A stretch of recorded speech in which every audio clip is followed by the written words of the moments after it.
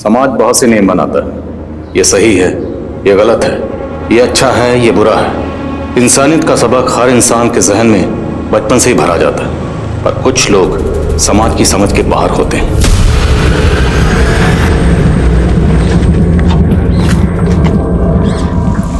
Ma'am, tyre puncture हो गया। यहाँ तो आसपास मैकेनिक भी नहीं मिलेगा रतन।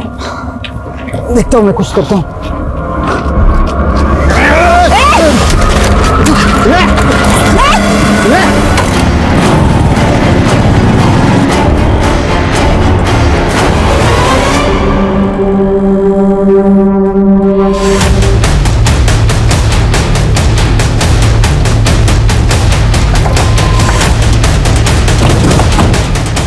पवन, तुम छत पे जाओ, पाड़े दरवाजे पर रहो।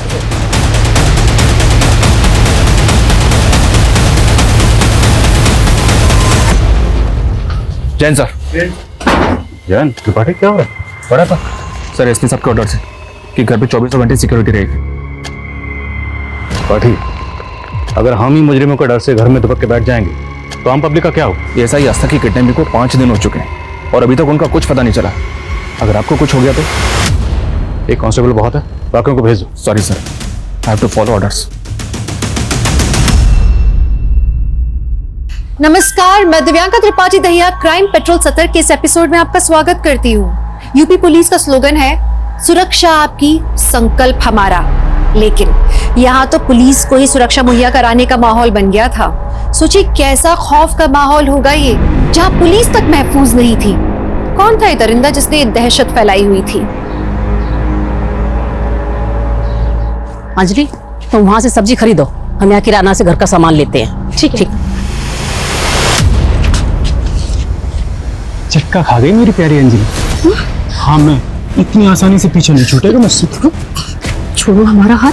नहीं तो क्या, चिल्लाओगी? चिल्ला। देखो हम। हाँ, हम फिर आएंगे बहुत जल्दी।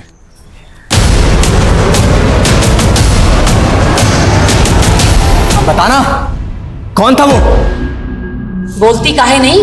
वहां तो बड़ा हाथ पे हाथ पकड़े खड़ी थी उसका। मम्मी, हमने हाथ नहीं पकड़ा था, वो प्रदीप था, हमारा पहला पति। पति? हमरी तो किस्मत ही फूट गई। एक तो उम्र से बड़ी औरत से अपने बेटे की शादी करा दी, ऊपर से पति भी आ धमका।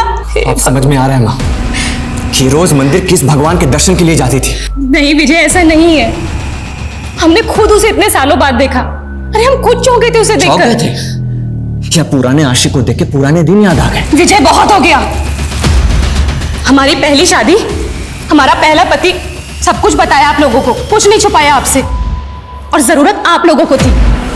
हमारे पापा ने आपकी मदद की थी, पर आप लोगों ने हमारी कद्र नहीं समझी। हमें भी नहीं रहना ऐसे मतलबी लोगों के साथ। जा रहे हैं हम विजय अपने घर। फुटी खोड़ी लाल लगान, खाए चना और बोले बादाम। अंजलि बेटा, एक बार और सोच। नहीं पापा, अब हम विजय के पास नहीं जाना चाहते हैं। अब हमसे और सहन नहीं होता है पापा। बेटा, सहना तो तुझे यहां भी पड़ेगा। तू तो अपने भाई भाभी को जानती है ना। अब ये दोनों बिजनेस भी संभाल रहे हैं। अब हमें ताकत नहीं है अपनों से लड़ने की। पर पापा, क्या हमारे इस घर पे कोई हक नहीं है? बेटा, ये 30 लाख की एफडी है, ये मैंने तेरे लिए बनवाई थी। बेटा, किसी को बताना मत। ये एफडी 1 साल में मैच्योर भी हो जाएगी। बेटा, तब तक एक कोशिश करके देख ले, शायद विजय का दिल तू जीत पाए।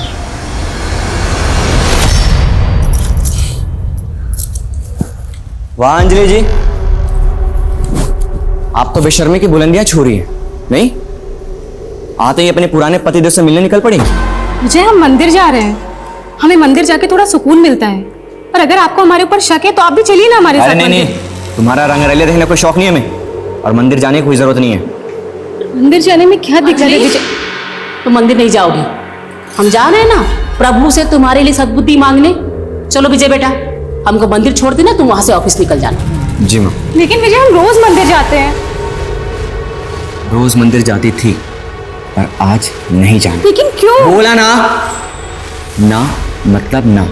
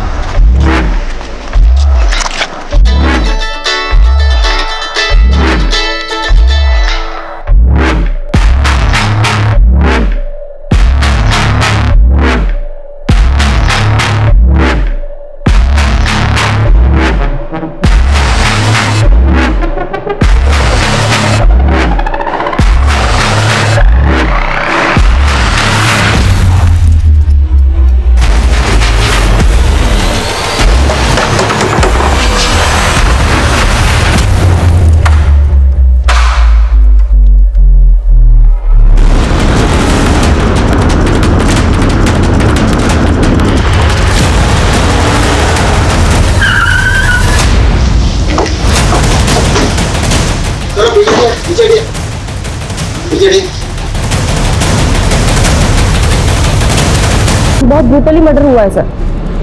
पूरी बॉडी पे बाइट मार्क्स है। ऐसा लगता है जैसे किसी ने जानवर की तरह पूरी बॉडी को नोच खाया हो।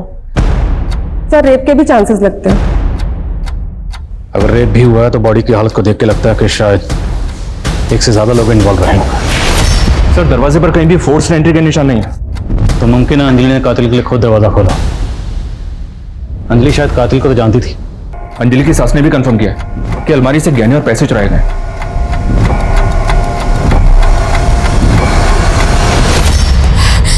साहब हम मंदिर गए थे, अंजलि बेटा घर में अकेली थी। जैसे ही मंदिर से लौटे तो हमने दरवाजा खटखटाया। अंजलि की हालत देख के हमारा सर चकरा गया था साहब।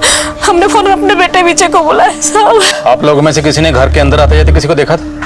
नहीं साहब, हमारे घर का दरवाजा तो बाहर से किसी ने बंद कर दिया था। सर हमारा भी। तो आप लोग बाहर कैसे आए? हमारे घर का दरवाजा तो विजय ने खोला। हाँ साहब।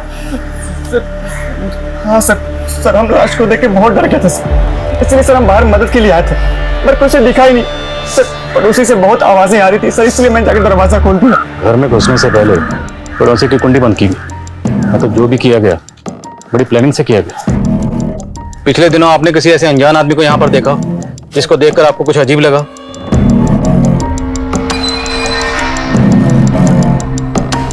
सर पड़ोसियों के घर को बाहर से लॉक करना, इतनी आसानी से घर के अंदर घुसना, उसके बाद लूट, फिर रेप और मर्डर। ऐसा लग रहा है कि शायद मेन मोटिव लूट का नहीं बल्कि दुश्मनी का था। अगर कातिल का मकसद दुश्मनी निकालना था तो सवाल यह है कि दुश्मनी किससे निकालेगी? अंजलि से या अंजलि को मारकर उसके परिवार से? सर आसपास कोई सीसीटीवी नहीं है। पूरा घर छान मारा पर कोई मर्डर वेपन नहीं है। कौन लोग थे, कहाँ से आए, कहाँ गए, किसी ने नहीं देखा। अंजलि और विजय का बैकग्राउंड खंगालो और बॉडी को पोस्टमार्टम के लिए भिजवाओ। Okay sir.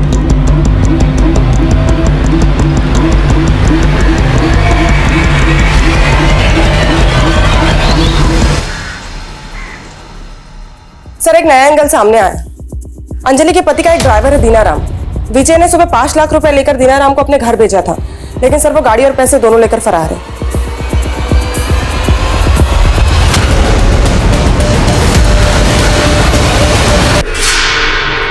ये तुम्हारा काम है ना, बच्चे से क्यों करवा रही हो?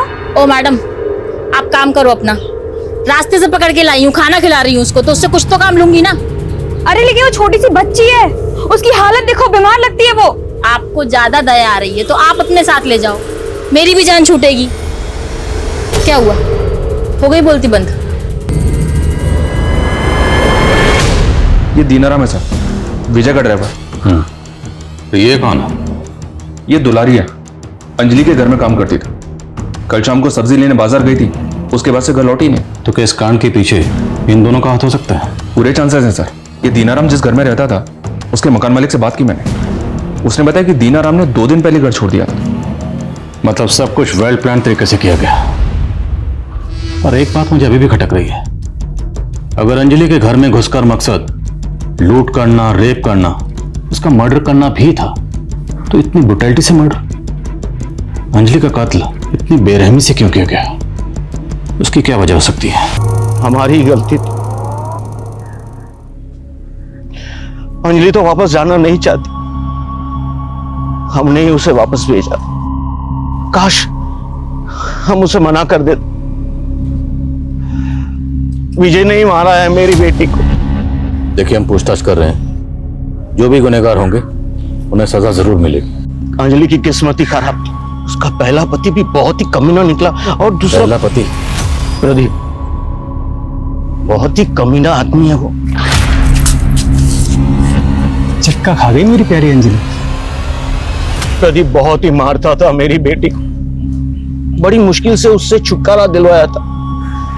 लेकिन ये विजय उससे भी बड़ा कमीना निकला, बहुत ही गिरा हुआ था सर। तो विजय और अंजलि की शादी कैसे हुई? I mean, अंजलि पहले से शादीशुदा थी और विजय से उम्र में भी काफी बड़ी थी। विजय हमारे साथ बिजनेस करता था और उसे हमें 8 लाख रुपया देने थे, तो इसी सिलसिले में वो हमारे घर पर आता था और अंजलि को देखता था और उसे अंजलि पसंद आ गई। उसने शादी की बात छेड़ी और हमने हाँ कर दी। लेकिन साहब, हमने उसे अंजलि की पहली शादी के बारे में सब कुछ बता दिया था और वो मान गया था। उसकी अच्छाई को देखकर हमने वो 8 लाख रुपए भी माफ कर दिए थे साहब। लेकिन साहब, इतना सब कुछ करने के बाद भी उसने मेरी बेटी के साथ। आओ, तुम यहाँ आराम से बैठो, मैं पानी लेकर आती हूँ। ठीक? अरे नीचे क्यों बैठ रही हो? ऊपर आराम से बैठो।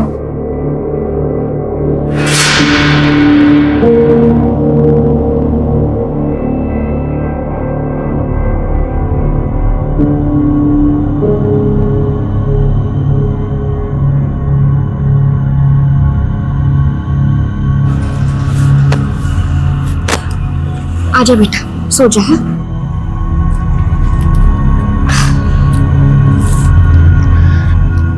माँ, ये बहुत चुभ रहा है।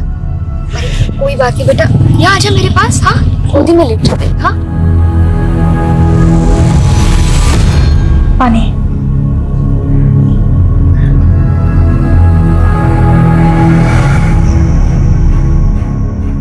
तुम्हें अच्छा लगा मेरा घर? तुम्हारा घर कहाँ है? तुम्हारे मम्मी पापा?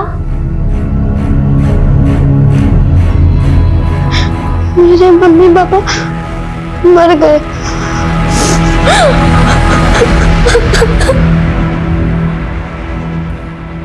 भिजवा दो। सर, अंजलि की पोस्टमार्टम रिपोर्ट जितना सोचा था उससे कहीं ज्यादा पेनफुल डेथ थी उसकी। पूरी फैमिली की डिटेल्स निकलो। और दीनाराम के साथ जो मेट थी, क्या नाम है? दुलारी। पता करो इस वक्त उन्होंने कहा।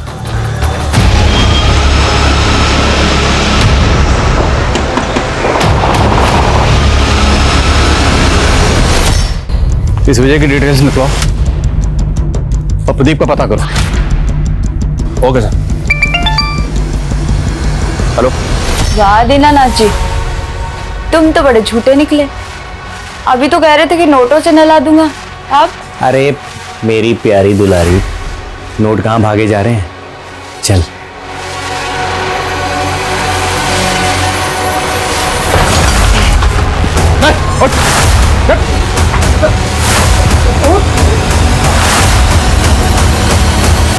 चेक कर। सर,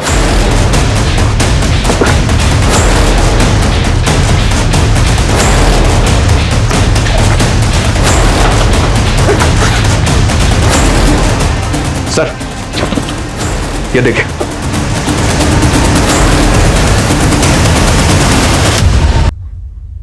कितनी बार कहा है ना, ये सब काम तुम्हारे लिए नहीं है। पर घर पर भी मैं मेरी माँ की मदद करती थी और आप भी तो मेरी।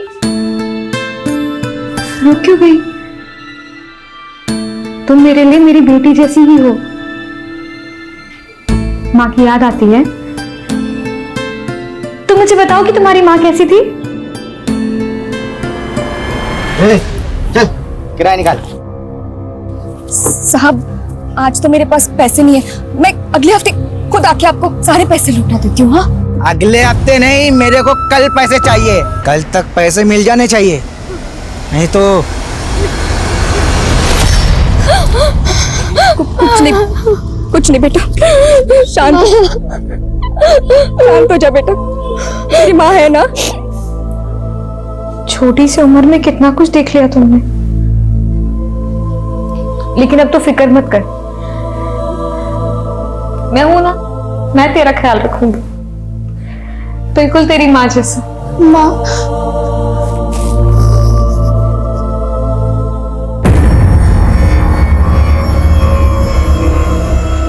कोरोना नहीं है आपको, मामूली सा वायरल फीवर है। आप बेकार में परेशान हो रहे हैं, हम दवाई लिख देते हैं, एकदम ठीक हो जाएंगे। हम डॉक्टर आते के लिए, हम डॉक्टर, आप मरीज। बेटा सौहार्द, पापा अभी असली मरीज को देख रहे हैं, थोड़ी देर जाके मनीष चाचू के साथ खेलो ना। पापा डॉक्टर डॉक्टर खेलते ना पापा। पापा मनीष, डॉक्टर डॉक्टर डॉक्टर। अरे मनीष जी भैया। इसको जरा अंदर ले जाओ ना। अरे सौहार्द, चलो हम खेलते हैं तुम्हारे साथ डॉक्टर डॉक्टर। नहीं चाचू, आप डॉक्टर डॉक्टर कैसे कह सकते हैं? डॉक्टर तो पापा है, पापा खेलेंगे ना पापा, डॉक्टर डॉक्टर। अच्छा चलो, ये डॉक्टर डॉक्टर। हम लोग डॉक्टर डॉक्टर नहीं, लुका छिपी खेलेंगे। तुमको पसंद है ना? पापा 100 तक गिनती गिनेंगे, तुम कहीं जाके छिप जाओ, ठीक? हम कबड़ में छुपेंगे, आप हमें कभी नहीं पकड़ पाएंगे। Doctor doctor. हाँ, चलो। सर बता दे सर, बता दो सर। सर वो, हम दुलारी से बहुत प्यार करते हैं सर। वो शादीशुदा है लेकिन अपने पति से परेशान थी, और सर मैं पैसों की किल्लत से, इसलिए सर सोचा कि अगर पैसों का कहीं से जुगाड़ हो जाए तो हम दुलारी को लेकर कहीं दूर चले जाएंगे। इसलिए जब विजय बाबू ने हमें 5 लाख रुपए दिए तो हमें लगा कि यही सही मौका है। ऐसा मत बोलिए साहब, हम तो दिनाराम से प्यार करते हैं, इसलिए उसके साथ चले आए। हमने किसी को नहीं मारा, और दिनाराम ने भी किसी को नहीं मारा होगा। ये दीनाराम ये तो कबूल कर रहा है कि उसके घर से जो कैश रिकवर हुआ वो वही कैश है जो विजय ने उसे दिया था, लेकिन इस बात से साफ मना कर रहा है कि अंजलि के कत्ल और रेप से उसका कोई ताल्लुक है। दुलारी भी यही करिए सर, लेकिन अगर इन दोनों ने कुछ नहीं किया तो फिर किसने किया? अंजलि के घर से 50,000 कैश और तकरीबन 8 लाख की ज्वेलरी चोरी हुई थी। तो जिसने भी कांड किया है, कैश तो उड़ा दिया होगा, और गहने वो अभी तक संभाल के रखे होंगे। मामला ठंडा होने का इंतजार रहा होगा, लेकिन गहने बेचे जरूर जाएंगे। शहर के जितने भी ज्वेलर्स हैं सब जगह अपने आदमी तैनात करो। Okay sir.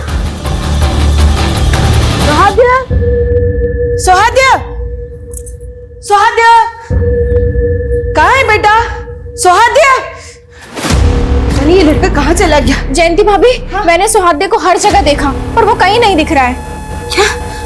सुहाद्या, सुहाद्या, सुहाद्या, सुहाद्या। अरे क्या हुआ, इतना शोर क्यों मचा रहे हो तुम लोग? अरे सुहाद्या कहीं मिल नहीं रहा, पता नहीं कहाँ छुप गया। अभी 1-2 घंटे पहले तो मेरे साथ वो लुका छिपी। हम कबड में आके छिपेंगे, आप हमें कभी नहीं पकड़ पाएंगे। कबोर्ड।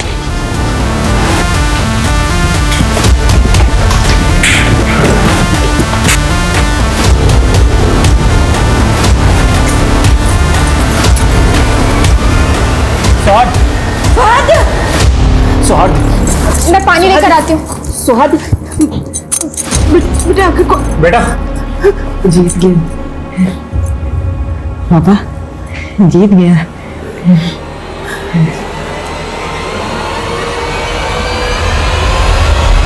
सर हमारा अंजलि का मर्डर से कोई लेना देना नहीं है। हाँ, हमारी शादी लेन देन से हुई थी, उसको जवान पति मिला और हमें कर से छुटकारा सर। पर वो तुम्हारे साथ खुश नहीं थी।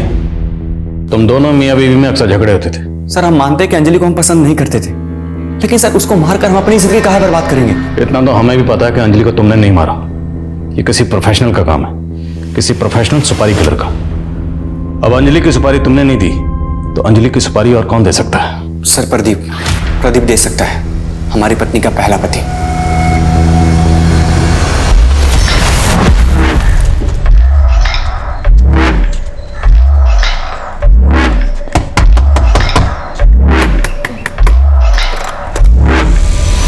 जी दीदी, 2 दिन से बच्चे भूखे हैं, बहुत भूख लगी है दीदी, खाने को कुछ मिलेगा?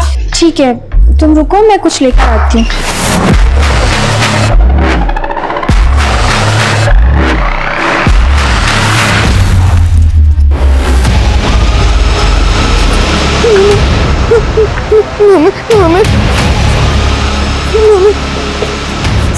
सोहाग, ये चोट कैसे लगी बेटा? चोट में ये खून कैसे लगा?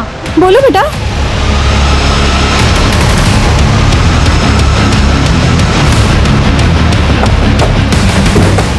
आइए सर, मैंने ही बुलाया था।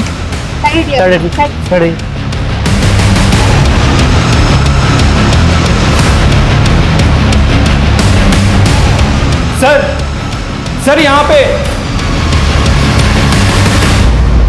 सर, हाँ सर, मैंने पड़ोसी से बात की है। डॉक्टर अजीत के साथ जिस औरत की लाश मिली है वो और कोई नहीं, डॉक्टर अजीत के भाई मनीष की बीवी रूपा है सर। अजीत का भाई मनीष भी घर पर मौजूद नहीं था, राइट? Yes sir. और सर वारदात के वक्त घर पे 3 ही लोग मौजूद थे, डॉक्टर अजीत, उसके भाई की बीवी रूपा और डॉक्टर अजीत का बेटा सौहार्द। बेटा सौहार्द, तुम्हें पता है तुम्हारे पिताजी को किसने मारा? घर पे कोई आया था क्या? अंकल। हाँ बता बेटा, कौन आया था? भूख लगी अंकल, कुछ खाना। आज खाना खाने के बाद ना 2 से 10 तक की पहाड़ी याद करेंगे। जी माँ। तुम्हारे उम्र के बच्चों को सब कुछ आता है, लेकिन तुम भी जल्दी सीख जाओगी, ठीक है?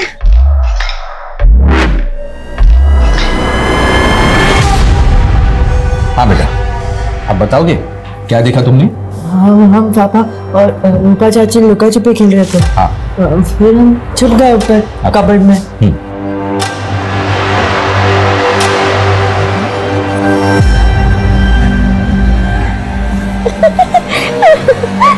पापा, आप और रूपा चाची क्या खेल रहे हो? हम तो लुका छुपी खेल रहे थे ना।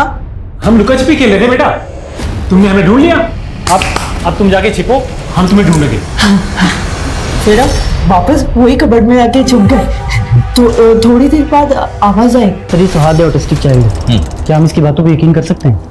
बिल्कुल कर सकते हैं शर्मा, क्योंकि सौहार्द आम आदमियों की तरह सच में झूठ नहीं मिला सकता। उसने वही कहा जो उसने देखा, अनजाने में। शायद उसको पता नहीं कि उसने कितनी भयानक वारदात देखी। और सर अगर सौहार्द की माने तो डॉक्टर अजीत, उसके भाई की बीवी रूपा, दोनों के बीच में अफेयर चल रहा था सर। सर ये भी तो हो सकता है कि जिसने रूपा और अजीत का मर्डर किया वो और कोई नहीं बल्कि मनीष। उसे रूपा और अपने भाई के अफेयर के बारे में पता चल गया हो और उसने। और जब रेप हो रहा था तब जो औरत वहां पर मौजूद थी वो जयंती हो सकती है। जयंती और मनीष दोनों के फोन बंद है। पता करो इन देवर भाभी के बारे में। सर आप यहाँ अकेली रहती हैं? हाँ, साल के 6 महीने अकेली रहती हूँ। मेरे पति मोहित मर्चेंट नेवी में है, तो 3-4 महीने में एक ही बार आते हैं। लो तुम्हारे बाल बन गए।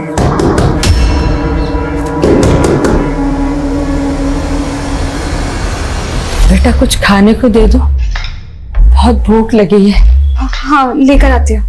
भगवान तुम्हारा भला करे।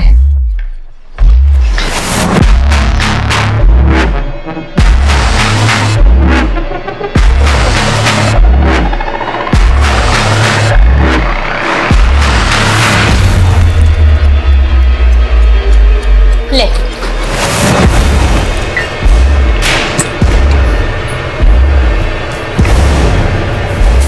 चलो जाओ यहाँ से। ब्यूटी, ये क्या किया तुमने? हाँ, पानी क्यों फेंका उन पे? ऐसे नहीं करते बेटा। उनको भूख लगी थी ना, अब ये खाना उनको देना और उनसे सॉरी कहना। सॉरी। भगवान आपकी बेटी का भला करे। खुश रहो बेटा, खुश रहो। तुम्हारी बीवी और तुम्हारे भाई के बीच अफेयर चल रहा, ये बात पता थी ना तुमको? क्या बकवास कर रहे हैं सर आप? ये सब झूठ है। रूपा और अजीत भैया के बीच एक पवित्र रिश्ता था, जैसे तुम्हारा और तुम्हारे भाभी के बीच में। बताओ कहां है तुम्हारे क्राइम पार्टनर, तुम्हारी भाभी जयंती? बताओ। ना हमने कोई क्राइम किया है ना जयंती भाभी ने, वो तो अपने मायके गई हुई है। हाँ सर, हम अपने मायके गए हुए थे। आपके देवर मनीष का कहना है कि आपके पति और आपकी देवरानी रूपा के बीच कोई गलत संबंध नहीं थे। झूठ बोल रहे हैं सर, मनीष भाई साहब को सब पता था। दरअसल रूपा और अजीत के रिश्ते को उन्होंने ही बढ़ावा दिया था। क्या? दरअसल मनीष भाई साहब कुछ कमाते नहीं थे, सारी जिम्मेदारी हमारे पति पर थी। उनके टुकड़ों पर पल रहे थे, इसलिए मनीष भाई साहब अपनी बीवी रूपा को हमारे पति अजीत के पास भेजते थे। और आप ये सब सह रही थी? और कोई चारा भी तो नहीं था सर। क्या करते? हमारे बेटे की कंडीशन तो आप जानते हैं ना, उसकी दवाइयाँ, उसके भविष्य के बारे में हम नहीं सोचते तो और कौन सोचता। पर कुछ वक्त से अजीत ने अपनी बेशर्मी की सारी हदें पार कर दी। जो हरकतें वो बंद कमरे में करता था वो खुलेआम होने लगी। बस हमारा सब्र खत्म हो गया, इसलिए हम अपने मायके चले गए। सर, हमने अजीत और रूपा को नहीं मारा है, हम सच कह रहे, हम अपने बच्चे की कसम खा के कहते हैं। वक्त तेजी से गुजर रहा था और पुलिस पर दबाव बनता जा रहा था। अब जरूरी था कि पुलिस कोई नए तरीके आजमाए। सर, सभी ज्वेलर्स को अलर्ट पे रखा है, लेकिन अभी तक कोई भी ज्वेलरी बेचने आया नहीं है। तो शायद हमें अपना तरीका बदलना पड़ेगा। अभी तक हम ज्वेलर शॉप पे फोकस कर रहे हैं, जबकि काले धंधे अक्सर रात के काले अंधेरों में किए जाते हैं। एक काम करो, जितने भी लोग इस तरह के गहने बेचने और खरीदने के सस्पेक्ट हैं, सबकी लिस्टिंग करो। सबके घरों के बाहर सिविल ड्रेस में अपने आदमी तैनात करो, नजर रखवाओ दिन रात। Okay sir. पुलिस को कुछ वक्त लगा। चोरी के जेवर बेचने वालों पर उन्होंने सख्त निगाह रखी और बसंत नाम के एक शख्स पर उनकी निगाह आकर टिक गई। बसंत जौहरी था, लेकिन चोरी के गहनों की खरीद बिक्री वो अपने घर से करता था, वो भी उन लोगों के साथ जिन्हें वो पहले से जानता था। पुलिस के लिए काम कर रहे खबरी पहले चोरी चकारी में सम्मिलित थे। पुलिस ने उनकी मदद ली, जाल बिछाया और बसंत को धर दबोचा। या तो चोरी का माल खरीदने के जुर्म में हम तुझे यहीं रख दें लॉकअप में, या फिर अगर तुझे बचना है तो हमारी मदद कर।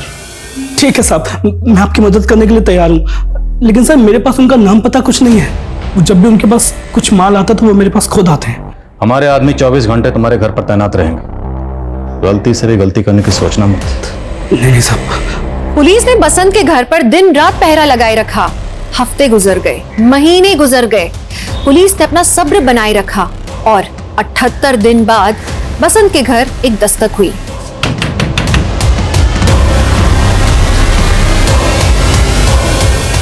संभाई से मिलना। अरे कौन है साहब? कौन है? विशाल, चेक करो पहला।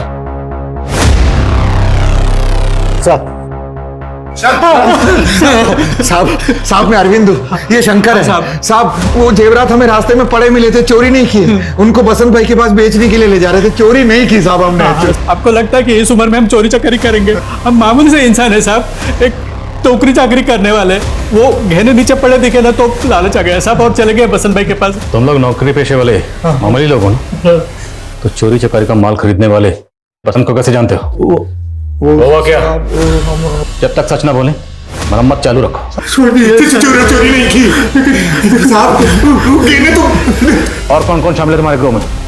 बोल दो, छोड़ दूंगा। साहब डर लग रही है साहब, मर जाऊं मैं साहब। चोरी नहीं। तुम तो बहुत अच्छा मसाज करती हो, कहाँ से सीखा? मासी से। मासी की वजह से मैं जिंदा हूँ।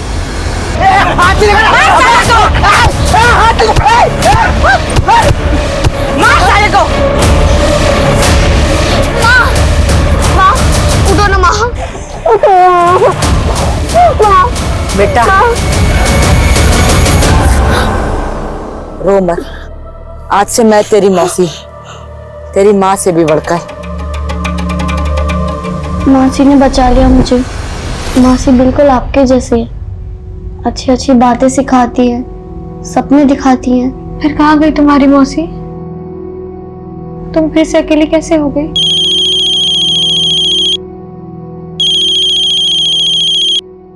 हेलो, हाँ मोहित।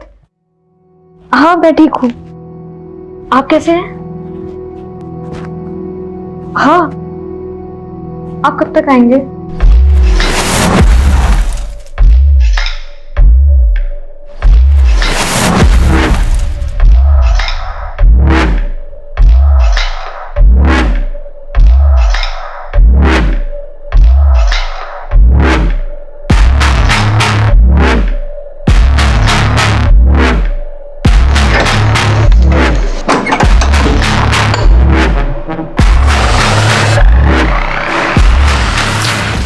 लाइट चली गई मोहित।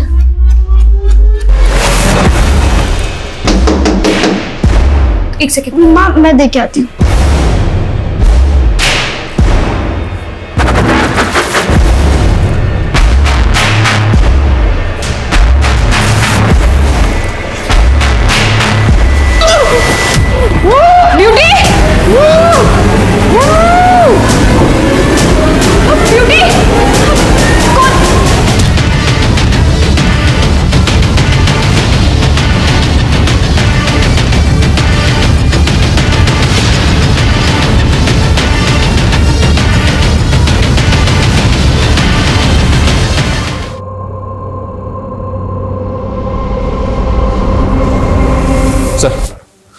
पड़ोसी कह रहे हैं कि पिछले कुछ दिनों से 10-11 साल की एक बच्ची नैना जी के साथ रह रही थी, लेकिन अब वो गायब है। सर बहुत ब्रूटली मर्डर किया गया है।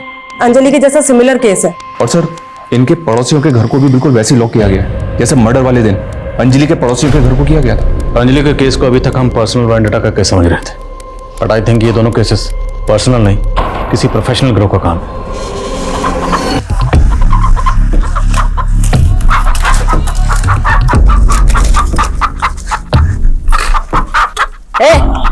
जा बलि लेकर आ और प्रसाद लेकर आ। कृष्णा आजा।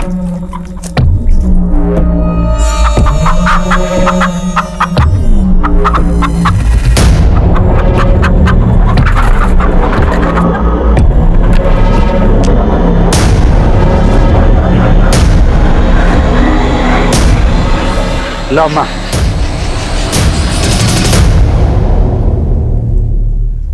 कावेरी, मैं क्या बोलता है, अभी जल्दी से जल्दी इधर से अपने को निकालना पड़ेगा, नहीं तो पुलिस आ जाएगी। इस बार हम पुलिस के पीछे जाएंगे और वो भागेंगे हमसे।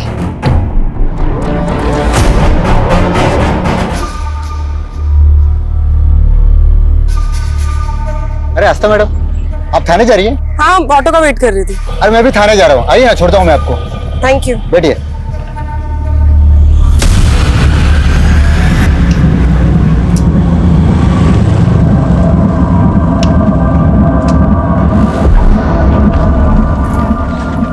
मैम, टायर पंक्चर हो गया। यहाँ तो आसपास मैकेनिक भी नहीं मिलेगा रतन। देखता हूँ मैं कुछ करता हूँ।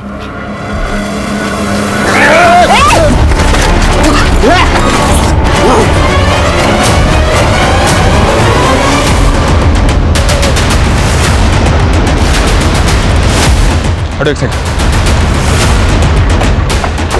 आइए सर, यहाँ हटो हटो, सामने चढ़ो। ये देखिए सर, ये ऐसा ही आस्था भी रतन के साथ थी।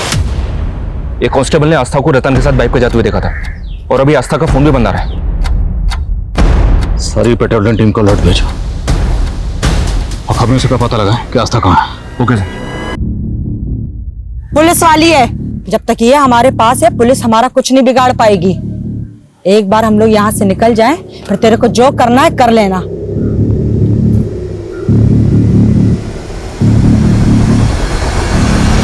सर हमारी खबरों से भी पता नहीं चल रहा है कि ऐसा ही आस्था इस वक्त कहां पर है और किस हालत में है। और ये अरविंद और शंकर, इन दोनों को 24 घंटे से भूखा रखा है।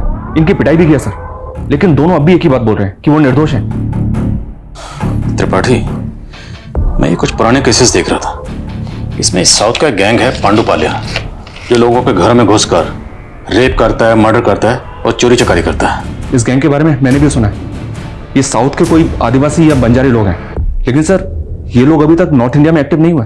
हाँ, बट इनकी जो मोडस ऑपरेंडी है वो सेम है जैसे हमारे यहाँ हो रहा है।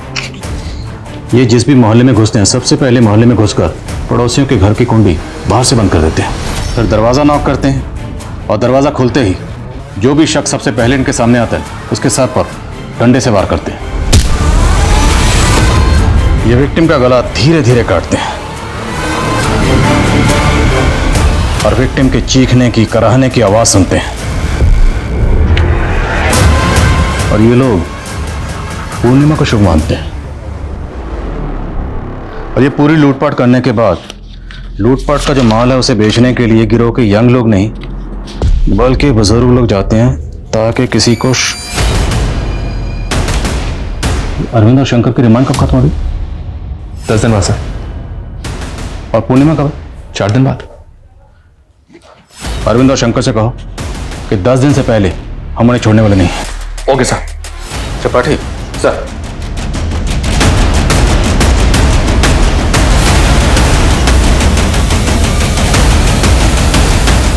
पता है नंदी, इस बार की शरद पूर्णिमा बहुत खास है। ऐसी पूर्णिमा 365 साल में एक बार आती है, जब पृथ्वी चंद्रमा के बहुत करीब होता है।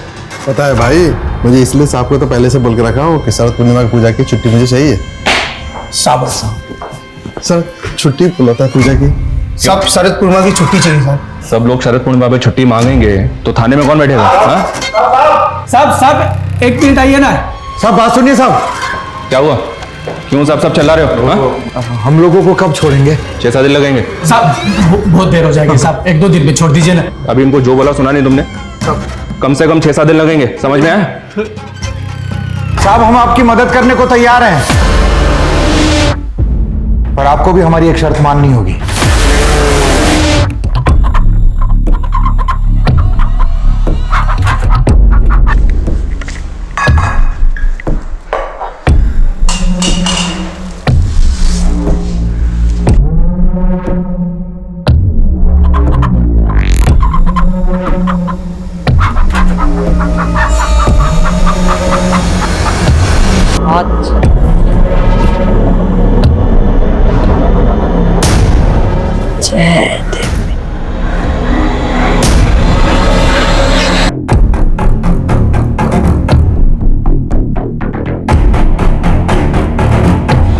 शुक्रिया साहब। पूर्णिमा के दिन मुर्गा न खाया ऐसा आज तक कभी नहीं हुआ। आज आपके वजह से हमारी परंपरा टूटने से बच गई। हमारे लिए हमारी परंपरा से बढ़कर कुछ भी नहीं साहब। हम अपने गिरोह से गद्दारी तो नहीं कर सकते, लेकिन आज आपने जो हम पर एहसान किया है उसे चुकाने के लिए हम कुछ भी करने के लिए तैयार हैं। हाँ साहब, हम बता सकते हैं पांडुपलिया गैंग तक कैसे पहुंचा जाए। तुम लोग जानते इस वक्त वो कहाँ? नहीं साहब, हमारा तो काम सिर्फ जेवरात को बेचना है, लेकिन हम मज्जारों का गैंग किन किन जगहों पर कितनी देर के लिए रुकता है ये हम आपको बता सकते हैं। किन किन जगहों पर?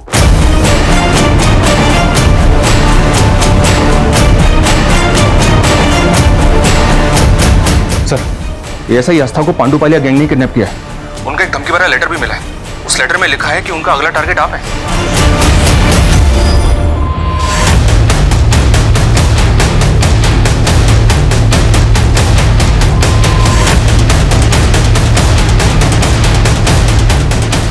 जैन सर। जैन त्रिपाठी क्या हुआ? बड़ा था सर, एसपी साहब के ऑर्डर से आपके घर पे 24 घंटे सिक्योरिटी रहेगी।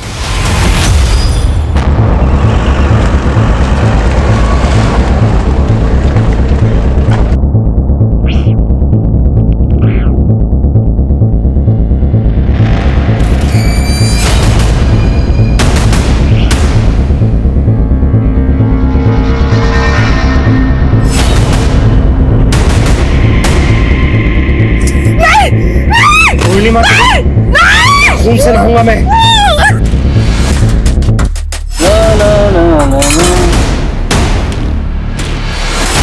मदन, भाग पुलिस!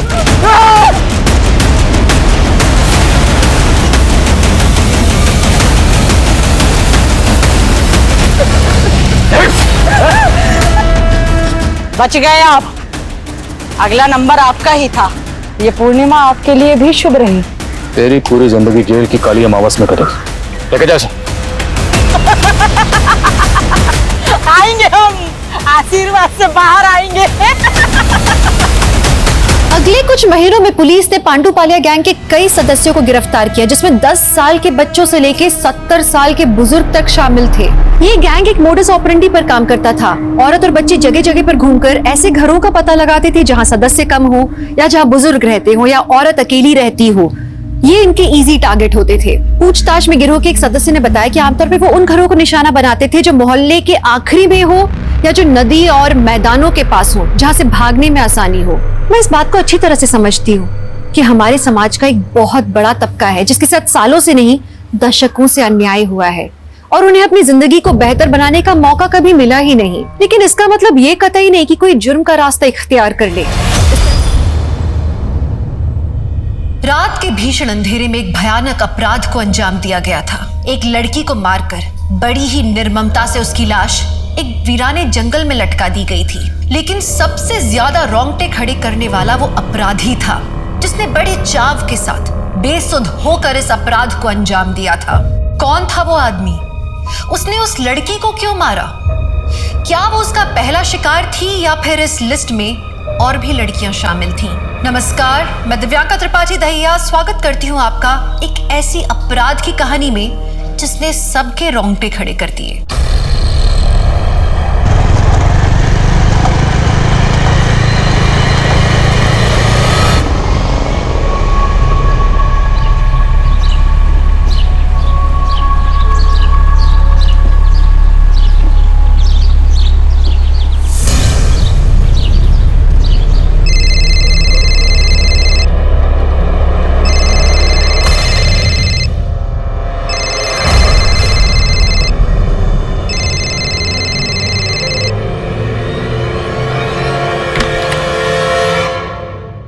सुनो ना, ये टॉप अच्छा लग रहा है, ये जीन्स के साथ जा रहा है क्या? तुम खुद ही डिसाइड कर लो। वैसे भी तुम मेरी बातें सुनती कहाँ? मैं आखिरी बार तुम्हें बोल रही हूँ, ये लड़का तुम्हारे लिए ठीक नहीं है। दी प्लीज, वो बहुत अच्छा लड़का है। Enough Naina, he is good for nothing. और एक निकम्मे आदमी को मैं अपनी बहन की जिंदगी बर्बाद करने नहीं दे सकती। लिसन, तुम मेरी छोटी बहन हो and I really really care for you.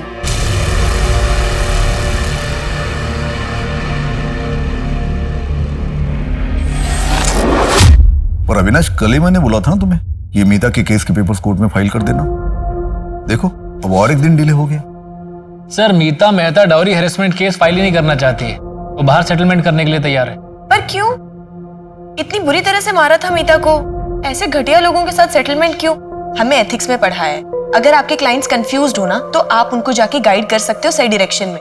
तो मैं एक काम करती हूँ, मीता से कल मैं बात करती हूँ। नहीं नंदिनी, देखो ऑलरेडी हमारे पास बहुत सारे केसेस लाइंड अप, और हम उन लोगों के लिए टाइम नहीं वेस्ट करना चाहते जो खूब लड़ना नहीं चाहते। नंदिनी देखो, तुम अभी तक लॉयर बनी नहीं हो, जस्ट इंटर्नशिप स्टार्ट हुई है तुम्हारी। जिस दिन तुम अपनी किताबी दुनिया से बाहर निकलकर रियल में कोर्ट में केस लड़ोगी ना, तब समझ में आएगा कि अगर विक्टिम केस लड़ना ही नहीं चाहता है तो उसमें कोई भी कुछ नहीं कर सकता है। Right sir? अविनाश बिल्कुल प्रैक्टिकल बात कर रहा है। नंदिनी, ये जो तुम्हारी फिलोसॉफी है, थियोरी है, ये जब तुम इस लॉ फॉर्म को टेक ओवर कर लोगी ना, तब अपने साथ लेके चलना। अभी के लिए मेरा डिसीजन फाइनल है। अगर आज भर में मीता नहीं मानी तो we will surely file for the settlement tomorrow, that's it.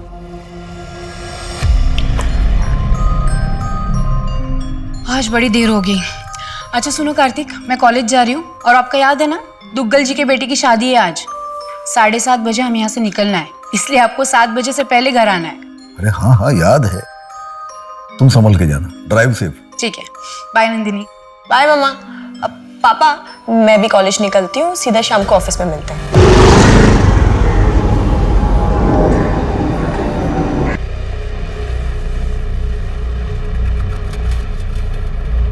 Nandini.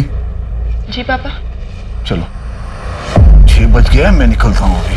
7 बजे घर पहुंचना है, तुम्हारी मम्मी ने बोला है। शादी में जाना याद है ना? और अगर टाइम पे नहीं पहुंचा तो तुम्हारी मम्मी पता है ना क्या करेगी। चलो मैं निकलता हूँ, और तुम भी जल्दी घर जाना। हाँ पापा, मैं ये फाइल्स फिनिश करके। ओके चलो बाय। बाय पापा।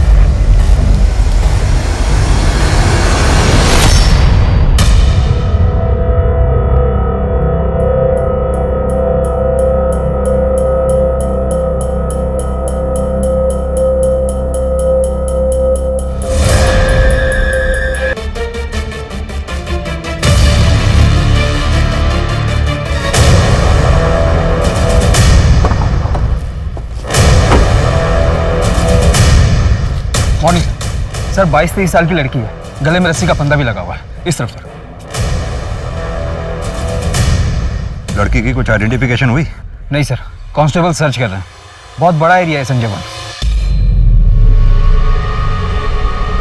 लगता है लड़की ने काफी स्ट्रगल किया है, हाथ पे और कंधों पे काफी चोट के निशान लगे। यही पेड़ है? हाँ सर, यही पेड़ है। उसकी टहनी पर रस्सी से खींचने का निशान भी बना हुआ है। टहनी काफी ऊंची है, इस पे रस्सी काफी मुश्किल से डली होगी। इतनी ऊंची टहनी पे रस्सी डालने के लिए किसी सपोर्ट की जरूरत पड़ी होगी, जो मुझे आसपास कहीं भी नजर नहीं आ रही। सर, सर यहाँ आइए।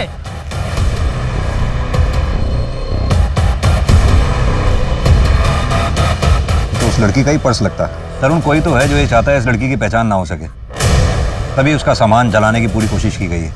ये पर्स और इसमें का सामान जो भी है लैब में भिजवाओ फॉरेंसिक। इस पर्स को अच्छे से चेक करो सर।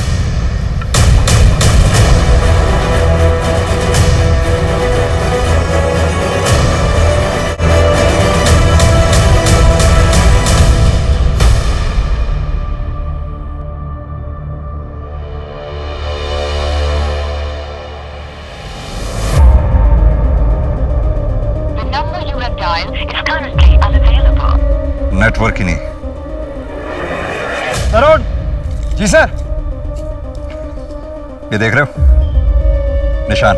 किसी बड़ी गाड़ी के टायर्स के, जैसे एसयूवी या सिद्धांत के गाड़ी बड़ी रही होगी मुझे लगता है, इसलिए गाड़ी को यहाँ रोकना पड़ा होगा। सर हो सकता है कि यहाँ से खींचकर या उठाकर ले जाया गया होगा। सर बैग के पॉकेट से ये मिला है।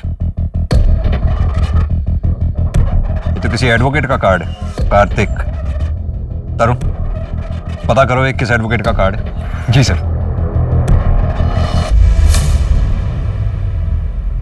थक गया रात भर।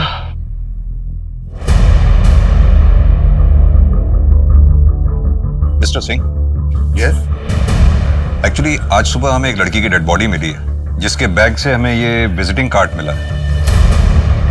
हाँ, ये मेरा ही कार्ड है। ये उस लड़की की फोटोग्राफ है, क्या आप जानते हैं? मेरी बेटी नंदिनी। आज चल, कल रात में ही मेरी बात हो गई थी उसके साथ। हाँ पापा। नंदिनी तुम अब तक ऑफिस में हो? नंदिनी देखो 11 बजे रहे रात के, इतनी देर तक बाहर रुकना सेफ नहीं है। पापा बस एक फाइल बची हुई है, ये फिनिश करते ही ना मैं बस घर के लिए निकल रही हूँ। No no no no no more files. नहीं, अभी कोई फाइल नहीं देखनी तुम्हें। तुम उठो वहां से, तुम अभी के अभी उठो वहां से और घर चली जाओ। अच्छा पापा ठीक है, मैं अभी अपना सामान पैक कर लेती हूँ और आप प्लीज बिल्कुल टेंशन मत लो, फोन रखते ही निकल जाऊंगी। बस उसके बाद फिर मैं फिर से अंदर शादी में चला गया, पर मुझे क्या मालूम था कि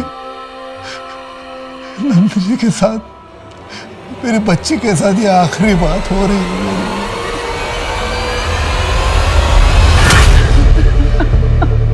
मिस्टर सिंह, ये फोटो में दूसरी लड़की कौन है?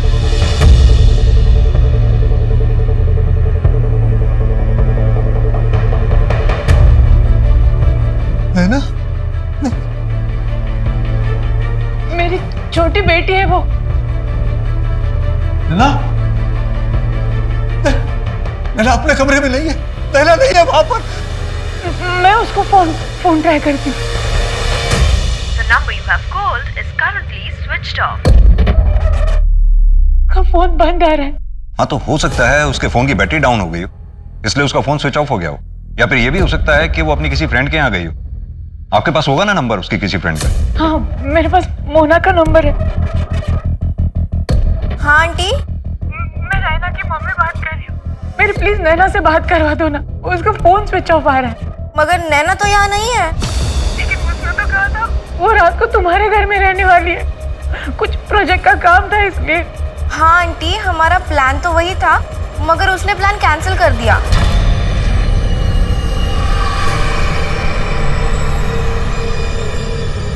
एक काली रात के साए ने नैना और नंदिनी, दो बहनों की जिंदगी को अपनी चपेट में ले लिया था।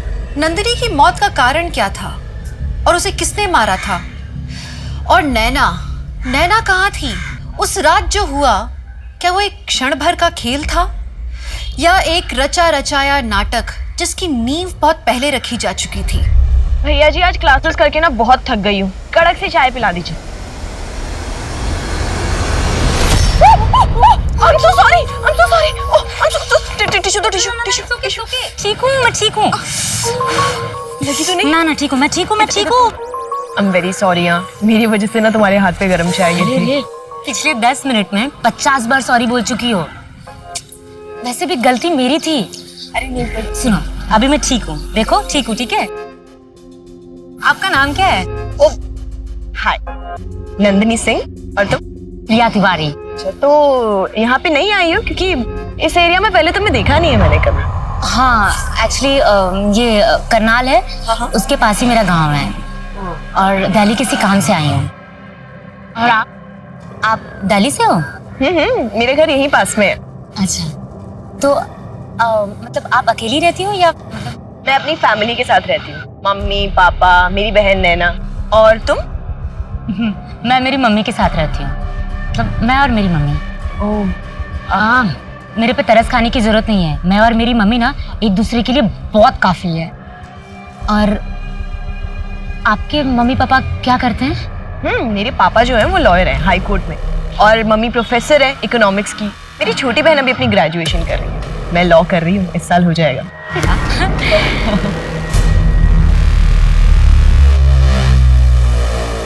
मुझे नंदिनी के कल रात का शेड्यूल चाहिए।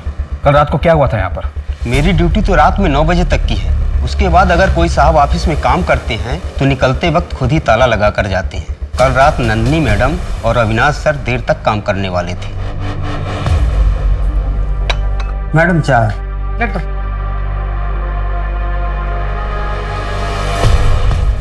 राजेश, एक्चुअली बहुत लेट हो गया, मुझे ना और टाइम लगने वाला है, तो आप एक काम करो, आप अभी निकल जाओ, मैं जाने के टाइम पे ऑफिस लॉक कर दूँ। नंदिनी, कार्तिक और अविनाश के अलावा और कौन कौन लॉयर इस ऑफिस में काम करते हैं? सर उनके अलावा भूषण सर और रचना मैडम, लेकिन वो पिछले 3-4 दिनों से शहर से बाहर हैं। देखो राजेश, इस ऑफिस में क्या चलता है तुमसे बेहतर कोई नहीं जानता, इसलिए सोच कर बोलो, क्या कोई ऐसा है जिससे नंदिनी को कोई प्रॉब्लम हो या उसे कोई मार सकता हो? मुझे ऐसा लगता है कि अविनाश सर नंदिनी मैडम से थोड़ा चिढ़ते जरूर थे। तुम्हें कैसे पता कि वो नंदिनी से चिढ़ता था? 1 महीने पहले अपने ऑफिस में पार्टी थी और सबके जाने के बाद भी अविनाश सर यहीं ऑफिस में रुके थे। राजेश। जी सर। कहाँ जा रहे हैं? आ बैठ मेरे साथ, आ जा। सर आपने बहुत ज्यादा पी ली है, चलिए आपको टैक्सी करा देता हूँ। अरे बाद में करा दियो, आजा बैठ। राजेश, तू जानता है ना आज कार्तिक सर ने बहुत बड़ा केस जीता है, ये पार्टी दी है, लेकिन तुझे ये बात पता है कि अगर ऐन मौके पे मैंने अपनी तिगड़म नहीं रुलाई होती ना तो तेरे कार्तिक सर केस नहीं जीते, लेकिन इस बात का मुझे क्रेडिट मिला।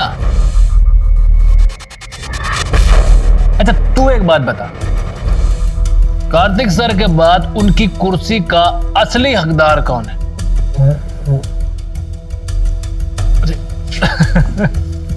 मुझे पता था तू मुझे बहुत अच्छे से समझता है। मुझे 7 साल हो गए हैं कार्तिक सर के पीछे घूमते हुए, उनके अंडर काम करते हुए, लेकिन आज तक उनको मेरी वैल्यू पता नहीं है, मुझ पर भरोसा नहीं है। और हो जाता, मुझे विश्वास है उनको हो जाता, लेकिन ऐन मौके पे उनके घर का चिराग, उनकी जो बेटी है ना नंदनी, वो आ जाती है। उसके आने के बाद सब कुछ उसके हिसाब से हो रहा है। यार मुझ पे क्या बीतती है ना राजेश, मैं बता नहीं सकता हूँ। जहाँ कैसा लगता है, मन करता उसको। यहाँ मिस्टर सिंह के ऑफिस में वो अविनाश बैठकर उन्हीं की बेटी के बारे में बकवास कर रहा था और तुम सुन रहे थे। ये बात मिस्टर सिंह को क्यों नहीं बताई तुमने? मुझे लगा कि अविनाश सर नशे में कह रहे हैं। इस ऑफिस में कोई सीसीटीवी कैमरा है? ये अविनाश सर है।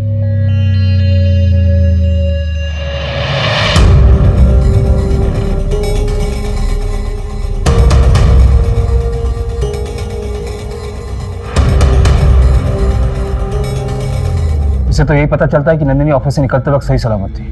कोई और सीसीटीवी कैमरा है ऑफिस के एंट्रेंस या कंपाउंड में? एंट्रेंस में सीसीटीवी कैमरा था, लेकिन कुछ महीने पहले खराब हो गया था। अरे कम से कम ये तो बता दे, तू उसके साथ जाने कहाँ वाली है? अरे यार वो सब छोड़ ना तू, बस आज रात के लिए कवर फॉर मी। अगर किसी ने पूछा ना तो बोल देना कि रात भर मैं तेरे साथ थी और हमें प्रोजेक्ट का काम करना था, ठीक है? अरे बट नैना, तेरा एक्चुअल प्लान क्या है? आज रात को ना मैं एकदम स्पेशल बनाने वाली हूँ। बट नंदिनी दी, उन्हें पता है इस बारे में? अरे मैं दी को मना लूंगी बाद में, but I really love him Mona, मैं उसे नहीं जाने दे सकती इस बार। ट्राई टू अंडरस्टैंड ना। तो नैना का बॉयफ्रेंड था जिसे नंदिनी पसंद नहीं करती थी? हाँ सर, नंदिनी दी के अकॉर्डिंग वो नैना के लायक ही नहीं है। मोना, उस साथ नैना ऐसा क्या प्लान कर रही थी? वो उसके बॉयफ्रेंड के लिए एक रोमांटिक नाइट प्लान कर रही थी और क्या? और उसके साथ इंटीमेट होने का प्लान कर रही थी। नाम क्या है उस लड़के का? बिपिन मिश्रा।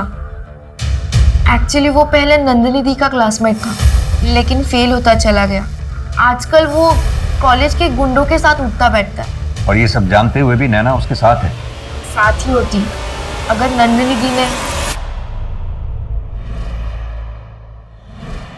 देख अपनी करतूतें, कॉलेज के बच्चों को ड्रग्स बेचते हुए। ये क्या है? ये क्या है नंदिनी? मैं तुझे आखिरी बार बोल रही हूँ, मेरी बहन से दूर रह। तो जब तक उससे दूर रहेगा, ये सारी के सारी फोटोज मेरे फोन में सेफ रहेंगी। और अगर मैंने दोबारा तुझे मेरी बहन के साथ देखा तो ये सारी फोटोज कॉलेज के एडमिन को मेल कर दूंगी। तुम्हारी बहन के साथ कोई गेम नहीं खेल रहा हूं, मैं उसे सही में पसंद करता हूँ और वो भी मुझे बहुत ज्यादा लाइक करती है। सुन, आई डोंट केयर, ओके? मुझे कोई फर्क नहीं पड़ता। तुझे जो करना है कर, उसका दिल तोड़ना है तोड़, उसको झूठ बोलना है बोल, जो करना है कर। तू जब तक उससे दूर है, हमारी डील डन। लेकिन फिर भी उनका रिश्ता टूटा तो नहीं? इतना सब कुछ होने के बावजूद नैना विपिन के साथ नाइट आउट प्लान कर रही थी। ठीक है मोना, थैंक यू, तुम जा सकती हो। सर लग तो ऐसे ही रहा है कि नंदिनी काफी फियरलेस लड़की थी, आसानी से हार मानने वाली नहीं थी, अपनी बहन को लेकर काफी प्रोटेक्टिव और केयरिंग भी थी। और हो सकता है नंदिनी की यही क्वालिटी उसके मर्डर का रीजन बन गई है। तरुण एक काम करो, ये नैना और नंदिनी के साथ साथ विपिन और अविनाश, इन सब की CDR निकलवाओ। सर टायर मार्क्स की रिपोर्ट आ गई है। क्राइम सीन पे हमें जो टायर मार्क्स मिले थे वो G50 सीरीज के हैं और मैंने चेक किया है, सिंह फैमिली की कार से वो मैच नहीं करते। ये G50 सीरीज तो काफी महंगी सीरीज है, इसके बायर्स लिस्ट भी बहुत छोटी होगी। मोहन एक काम करो, आसपास के एरिया में जितने भी टायर डीलर्स हैं सबकी लिस्ट चेक करो। सर तरुण, वो क्राइम सीन से जो जला हुआ सामान मिला था उसकी फॉरेंसिक रिपोर्ट आई क्या? हाँ सर, मैंने कॉल किया था, कोई भी फिंगरप्रिंट्स और DNA नहीं मिला, सब कुछ जलकर खाक हो गया। सर रस्सी पर भी कोई फिंगरप्रिंट्स नहीं मिले। तरुण समझ में नहीं आता, नंदिनी की लाइफ एकदम नॉर्मल थी, कॉलेज गोइंग, एस्पायरिंग लॉयर, कोई बॉयफ्रेंड नहीं, लाइफ में कोई ड्रामा नहीं, इतनी स्मार्ट, इंटेलिजेंट, केयरिंग। फिर उस रात अचानक उसके साथ ऐसा क्या हुआ? नैना ना पूरी की पूरी कार्टून है। कभी कभी ऐसे बेवकूफों वाली हरकतें करती है ना। लेकिन एक बात है, पूरी दुनिया में तुम सबसे ज्यादा उससे प्यार करती हो, है ना? काश ये बात नैना भी समझ पाती। तुम्हें पता है, उससे तो लगता है कि मैं दुनिया में ना उसकी सबसे बड़ी दुश्मन। उसे सच में ऐसा लगता है कि मैं उसकी लाइफ में फालतू में इंटरफेयर कर रही हूं। But trust me, this guy Bipin is not good for her. अरे ये तो बहनों में ना ये छोटे मोटे झगड़े होते रहते हैं, कोई बड़ी बात नहीं है ये। मुझे पता है नैना को ना पता है कि उसकी नंदिनी उससे कितनी प्यार करती है, तो चिंता मत करो, सब सही हो जाएगा। सर नंदिनी की पोस्टमार्टम रिपोर्ट आ गई है, उसकी मौत फांसी पर लटकने की वजह से हुई थी। नेक बोन फ्रैक्चर से भी ये बात क्लियर हो गई है। उसे मारने से पहले बेहोश भी किया गया। और time of death? Sir body मिलने से 6-7 घंटे पहले, 13 अक्टूबर की रात को 1:45 बजे से 1:30 बजे के बीच। CCTV फुटेज के मुताबिक नंदिनी अपने ऑफिस से रात 1:45 बजे निकली, यानी कि ऑफिस से निकलने के थोड़ी देर बाद ही उसकी मौत हो गई। कोई sexual assault? Sir sexual assault की कोई निशान नहीं मिले। वैसे नंदिनी सेक्सुअली एक्टिव थी, वर्जिन नहीं थी वो।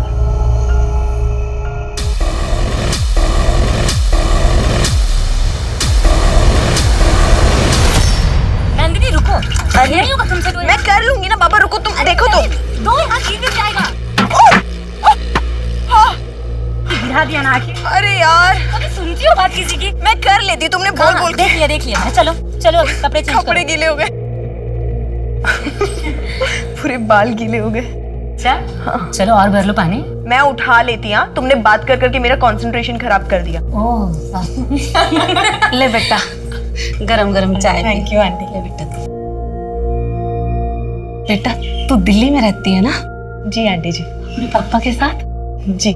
प्रिया के पापा तो हमें 25 साल पहले ही छोड़ के चले गए, जब प्रिया 2 साल की थी। मैं तुम्हें फोटो दिखाऊं उनके? मम्मी वो खाना रखा है ना, जाइए वो पहले लेके आइए। मैं चढ़ा कर भूल गई, सिंगरे की सब्जी चढ़ाई है, मैं लेके आऊँ अभी।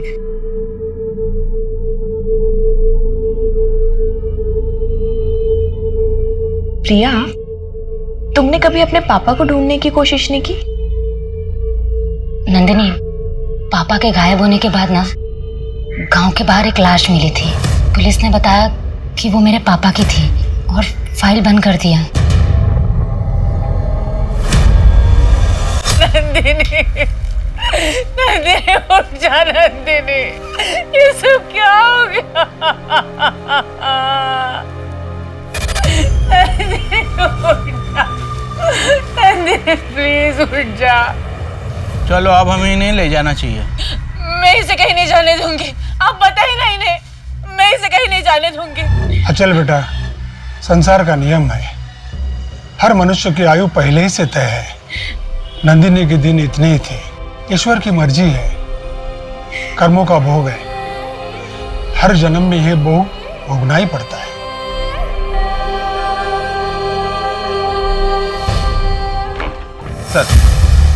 सर नंदिनी, नैना, विपिन और अविनाश के CDR और लास्ट लोकेशन की डिटेल्स आ गई हैं। नंदिनी को लास्ट कॉल रात को 11:15 बजे के करीब आया था। कॉलर का नाम समीर देसाई है, उसके बचपन का दोस्त है, बेस्ट फ्रेंड है, अंतिम संस्कार में भी शामिल हुआ था। सर अविनाश का CDR क्लियर है। मर्डर के बाद उसका फोन का लोकेशन उसका घर ही है, जो कि वसंत कुंज से 1 घंटे की दूरी पर है। और सर नंदिनी, नैना और विपिन के फोन का लास्ट लोकेशन वसंत कुंज एरिया ही है, जहाँ पर नंदिनी के पिता का ऑफिस है। मतलब कि ये तीनों मर्डर वाली रात साथ में थे? सर नंदिनी का फोन रात को 1:02 पर स्विच ऑफ हुआ था और नैना का फोन उससे 3 मिनट पहले 12:59 पर, और विपिन का फोन 2 बजे स्विच ऑफ हुआ था सर। और फिर अगली सुबह हमें नंदिनी की लाश मिली और तब से ये विपिन और नैना दोनों लापता हैं। ये विपिन का घर चेक किया? हाँ सर, वहां कोई नहीं मिला। ड्रग्स के कुछ पैकेट बरामद हुए। तरुण, अपने खबरी नेटवर्क को एक्टिव करो। मुझे नैना और विपिन दोनों जल्द से जल्द चाहिए। हमारे सवालों की असली चाबी ये नैना ही है और ये गुत्थी तभी सुलझेगी जब नैना और विपिन हमारे सामने हो।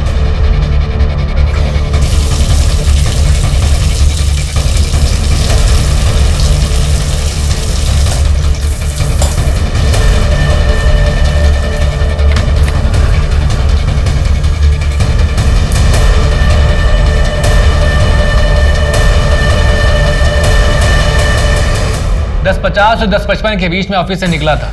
सीसीटीवी फुटेज देखी होगी आपने, और पूरी रात मैं घर पर था। लोकेशन डिटेल भी चेक की होगी। ये सब प्लानिंग की है या फिर अचानक से हो गया? कहना क्या चाहते हैं आप? यही कि क्या कोई ऐसा है जो आपकी इन बातों को प्रूव कर सकता हो? आप मुझ पर शक कर रहे हैं बिना किसी सबूत के। Inspector, I am telling you, I am a lawyer. Calm down mister Avinash, please बैठिए बैठिए बैठिए। एक बात बताइए, क्या कोई ऐसा था जो नंदिनी को नापसंद करता था या नंदिनी को नुकसान पहुंचाना चाहता था? मसलन कोई क्लाइंट जो कभी नंदिनी से अपसेट हो गया हो? ऐसा कुछ नहीं था। और कोई क्लाइंट नंदिनी से अपसेट क्यों होगा? वो अभी तक लॉयर बनी नहीं थी। हाँ, वो लॉ स्टूडेंट थी, लेकिन फिर भी मैंने सुना है कि वो फर्म में काफी हेल्प आउट किया करती थी। इनफैक्ट आपके केसेस की तो प्रॉब्लम भी सॉल्व करती थी। जी हाँ, ये बात सही है।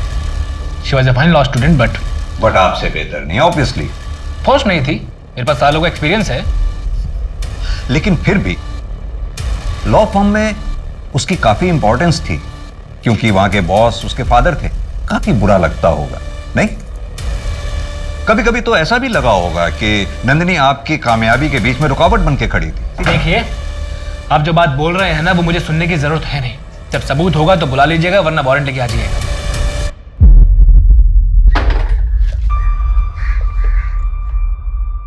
इसे क्या हो गया? कुछ नहीं, अविनाश साहब वकालत खेल रहे थे। इसकी बैकग्राउंड चेक करो। कार्तिक, हमारी नैना कहाँ है? 2 दिन हो गए, उसका कुछ पता नहीं चल रहा है। कहाँ होगी, किस हालात में होगी, कुछ समझ में नहीं आ रहा है। अगर उसे कुछ हो गया ना तो मैं जी नहीं पाऊंगी कार्तिक।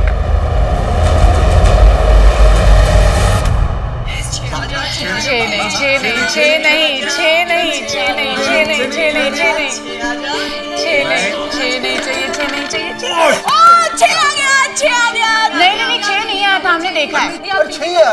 नहीं, 6 नहीं आया था। माँ, पापा ने देखा। पापा, आपने देखा ना? 6 आया ना? पापा तो तेरी साइड लेंगे, वो तो सबसे बड़े चीटर है। अरे यार, तुम खेलो ना, तुम्हारी टर्न है।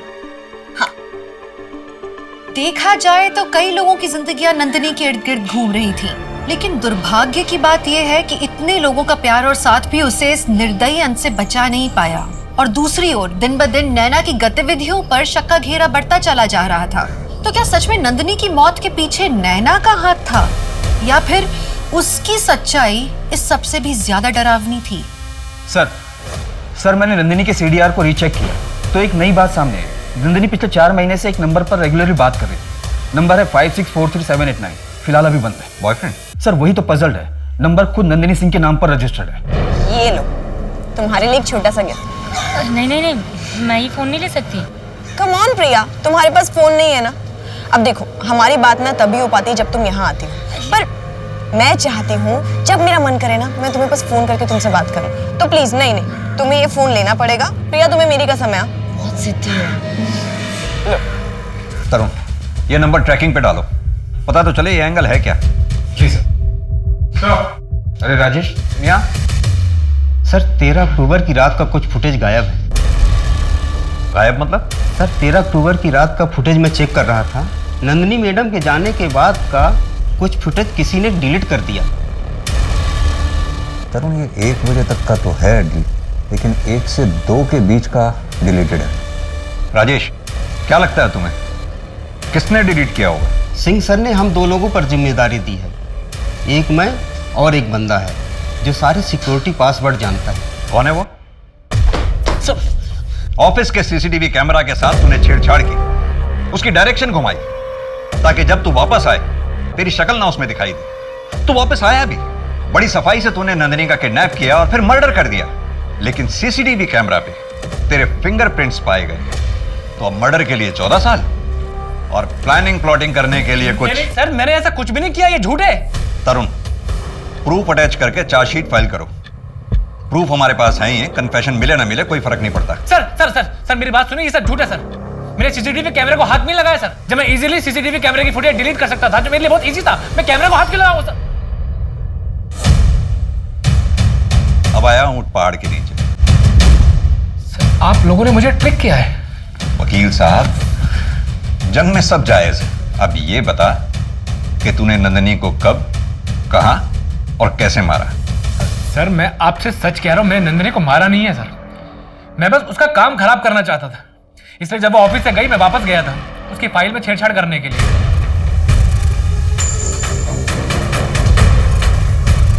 सर एक आदमी दिन रात मेहनत करके ऑर्गेनाइजेशन में अपना एक मुकाम बनाता है, अपनी जगह बनाता है, वहीं एक नया बंदा आता है, उसे बिना मेहनत किए वो मुकाम दे दिया जाता है। क्यों?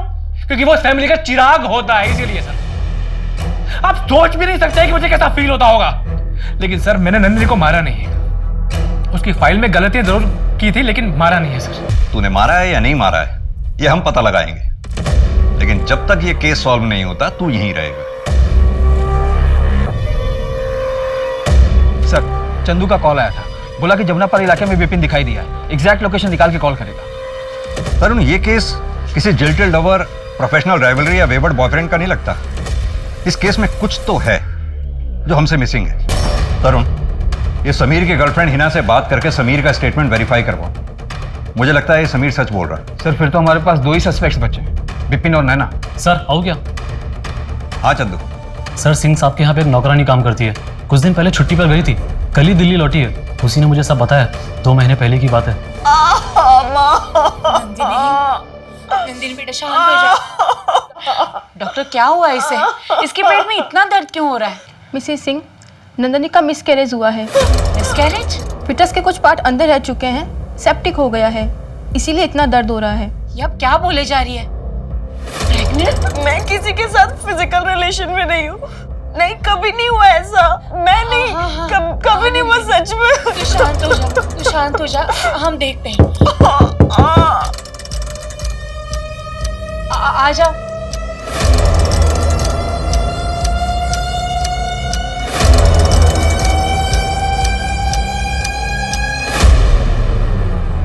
क्या देख रही है? जा। वो मैं क्या बोल रही थी, हमारे मोहल्ले में ना एक डॉक्टर है, ये ऐसे काम ना वो सन्नाटे में निपटा देते हैं। अब मेरी बात मानिए, नंदिनी को हम वही लेकर चलते, किसी को कानो कान खबर तक नहीं चलेगी। इतना पढ़ा लिखा होने के बावजूद मिसेस सिंह नंदिनी को एक शेडी क्लिनिक में लेके गई। हाँ सर, सुनीता भी उन दोनों के साथ गई थी और 2-4 घंटे में सारा काम निपटा लिया और किसी को कुछ पता भी नहीं चला। ये तो हमें पता था कि नंदिनी की जिंदगी में कोई है, एक्चुअली में है कौन? पापा, मैं प्रिया, आपकी और अवंती की बेटी। आपका नंबर बहुत मुश्किल से मिल पाया है। पापा, मेरा मैसेज देखते ही मुझे जवाब दीजिए, मुझे आपसे मिलना है।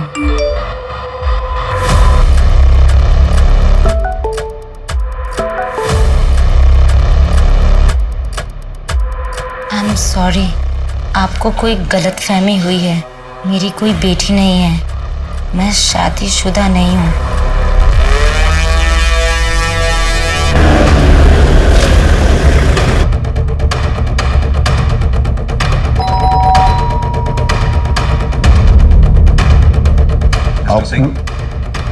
आप लोग यहाँ नैना की कोई खबर मिली क्या?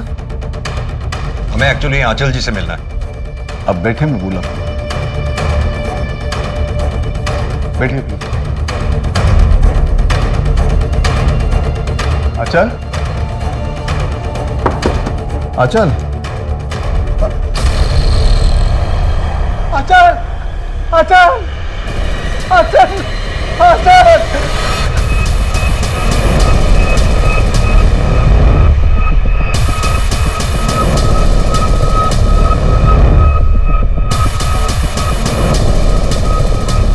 मैं अब और और नहीं जी सकती। I am sorry. तरुण, ये लेटर अपनी कस्टडी में लो।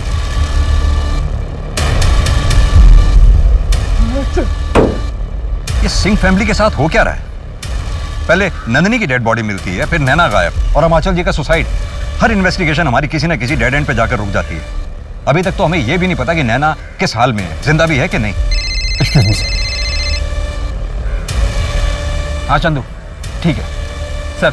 विपिन मिल गया है, जमुना पार्क के एक लॉज में छिपा हुआ है। रूम 2 लोगों के लिए बुकड है। उठा लाओ उसे। जी सर।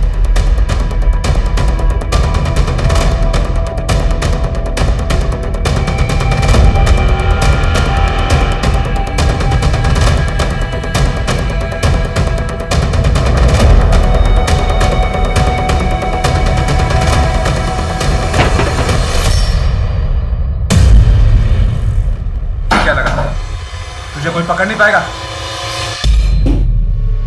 चेक करो, अंदर कोई और है क्या? नहीं सर। नैना कहाँ है? कहाँ है नैना? कहाँ है नैना? सर मुझे नहीं पता नैना कहाँ है सर। नैना जिंदा भी है या उसे भी नंदिनी की तरह मार डाला तूने? सर नंदिनी मार डाला? सर ये आप क्या बोल रहे हो सर? मुझे नहीं पता नैना कहाँ है, और वो मेरे साथ क्यों रहेगी? हमारा तो ब्रेकअप हो चुका है। तो फिर 13 तारीख की रात को 1:45 बजे नैना और नंदी के साथ क्या कर रहा था? सर उस दिन सुबह नैना ने मुझे फोन करके अपने घर बुलाया था। मुझसे कहा था कि कुछ इंपॉर्टेंट काम है, इसीलिए मैं चला गया था। लेकिन जब वो बाहर आई तो रोने लगी। मुझसे कह रही थी कि मुझसे बहुत प्यार करती है, मेरे बिना रह नहीं सकती। नैना ये क्या कर रही हो तुम? तुमको समझ में नहीं आता क्या कि हम लोग एक नहीं हो सकते? प्लीज मुझे छोड़ के बच जा। I really love you, please. चलो मैं तुम्हारे घर ड्रॉप कर देता हूँ।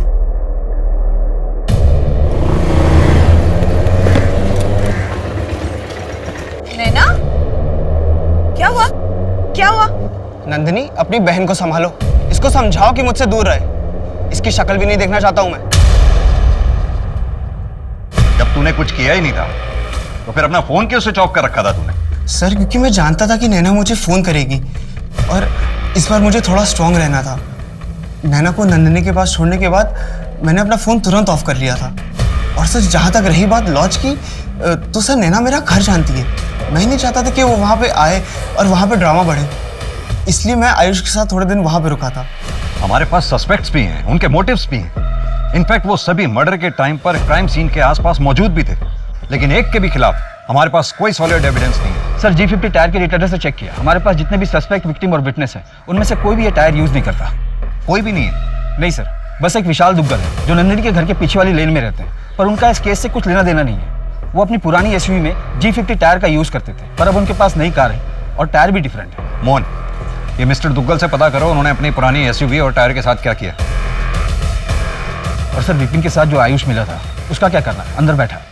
उसे उसकी डिटेल्स लो, सामान वापस लौटाओ और उसको जाने दो। जी सर।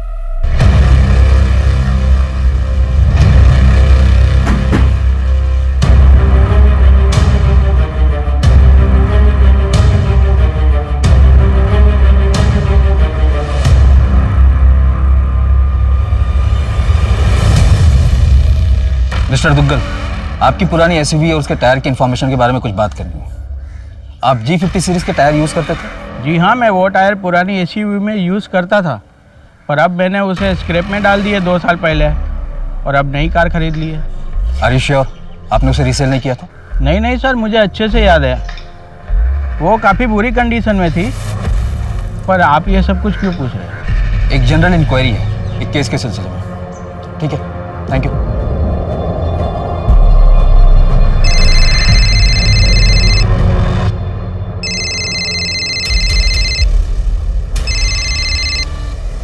हेलो, यहाँ पर साइन कर दो। हाँ सर। और जब भी बुलाएं पुलिस स्टेशन आना होगा तुम्हें। हाँ जी। ये तुम्हारा चेन, घड़ी, पर्स और ये mobile. Thank you sir. Ayush, 2 minute लगेगा, मोबाइल चलाकर एक बार देख लो। लाओ मैं ऑन करता हूँ। नहीं सर, अभी आपके पास था, मतलब सब ठीक ही होगा ना सर? 1 सेकेंड, मोबाइल दे। सर कुछ नहीं है इसमें सर, मैं चला जाता हूँ। मोबाइल दे।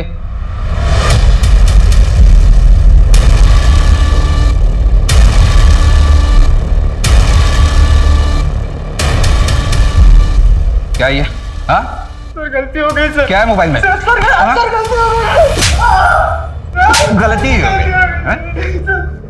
एक तो उस बेचारी को बेहोश किया, उसका फायदा उठाया, इतने पे भी अपने किए पे शर्म नहीं आई। उसका वीडियो अपने मोबाइल पे ट्रॉफी की तरह लेके घूम रहा था, अपने दोस्तों को दिखाने के लिए।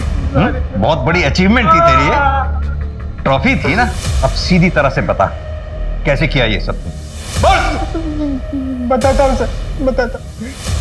सर मैं नंदिनी को पसंद करता था, उसने कभी मेरी तरफ देखा भी नहीं। मेरे सब्र का बांध टूट गया सर। एक दिन मुझे पता चल गया कि बिपिन के पास उसके घर की डुप्लीकेट चाबी होगी जो उसे नैना ने दी थी। मैंने उसी चाबी का डुप्लीकेट बना लिया।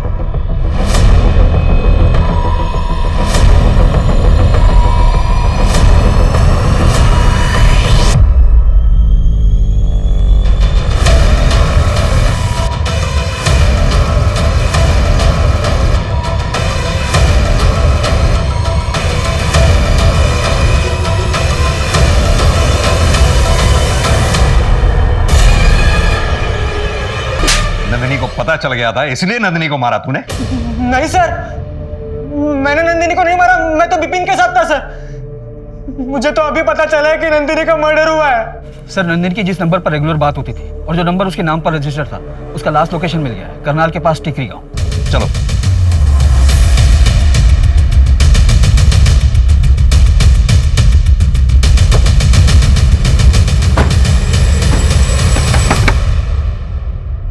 दिल्ली पुलिस। पुलिस? घबराइए मत मैडम, हम बस ये जानना चाहते हैं कि यहाँ घर में आपके अलावा और कौन कौन रहता है? जी मैं अवंती और हमारी बेटी प्रिया। कहाँ है प्रिया इस वक्त? जी उसके पापा आए थे, घुमाने लेके गए।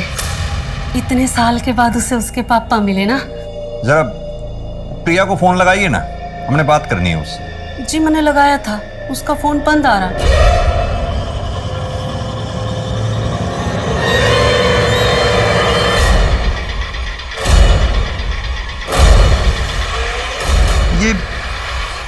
ये प्रिया का नंबर मैं कई बार मिला चुका हूँ, बार बार बंद आ रहा है। जी ये नंबर तो ना पता मेरे को, हमारे पास है एक नंबर, मैं लेकर आऊं।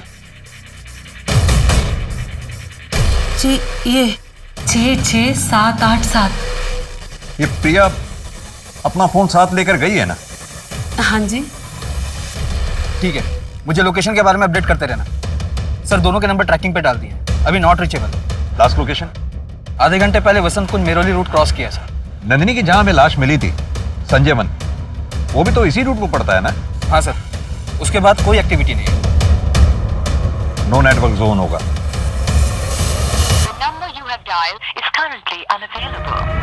ड्राइवर गाड़ी घुमाओ वापस, जल्दी। मुझे पता है वो लोग कहाँ होंगे। प्रारंभ करो।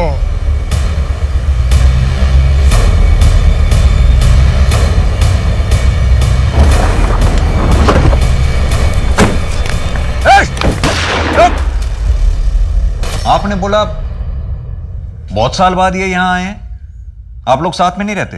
जी महाराज जी ने बोला था ना कि मैं राक्षस गण की हूँ और हमारी प्रजाति डायन की है, और जे हमारे साथ रहेंगे ना तो कभी आगे ना बढ़ पाएंगे। और ये महाराज जी को बहुत माने हैं, इसलिए हमारे को छोड़ के चले गए। और ये अचानक इतने सालों बाद आज यहाँ आए? हाँ जी, और हमारे से माफी भी मांगी। अवंती मुझे माफ कर दो।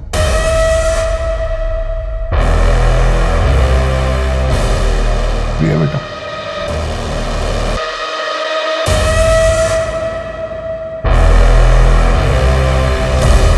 प्रिया बेटा मेरे साथ घूमने चलोगे? सोच कर रही है जाना, पप्पू आए थे।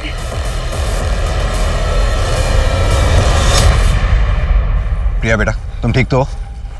हाँ? मेरे पापा मुझे मार के मेरी बलि चढ़ाना चाहते हैं। ये सब क्या हो गया? मेरी बेटी। विधि तो बिल्कुल सही ढंग से की थी मैंने, तुमसे ही कुछ गलती हो गई होगी। तुमसे पहले कई बार मैंने ये विधि की है। ये विधि पहले जने के साथ की जाती है। महाराज जी, नंदिनी मेरा पहला जन्म नहीं है। घोर अनर्थ हो गया। इसके पहले कि तुम पर प्रकोप पड़े, ये विधि पहले जने के साथ संपन्न होनी चाहिए। नंदिनी, नैना, प्रिया, क्यों मारना चाहते थे इन तीनों को? तुमने खुद मारा उन्हें। अरे दुगल चाचा, आप यहाँ पे क्या कर रहे हो? 13 तारीख को अमावस थी। लेकिन ये सब किया क्या? एक घटिया आदमी ने मेरी बेटी नंदिनी का रेप किया था, जिसकी वजह से मेरी बेटी की आत्मा जो है ना, अपवित्र हो गई थी। मैं नंदिनी की आत्मा को पवित्र करना चाहता था। उस आयुदेव ने दूसरों का घर बर्बाद कर दिया, लेकिन तुमने अपने अंधविश्वास और रूढ़िवाद सोच के चक्कर में अपने ही हाथों से अपना घर फूंक डाला।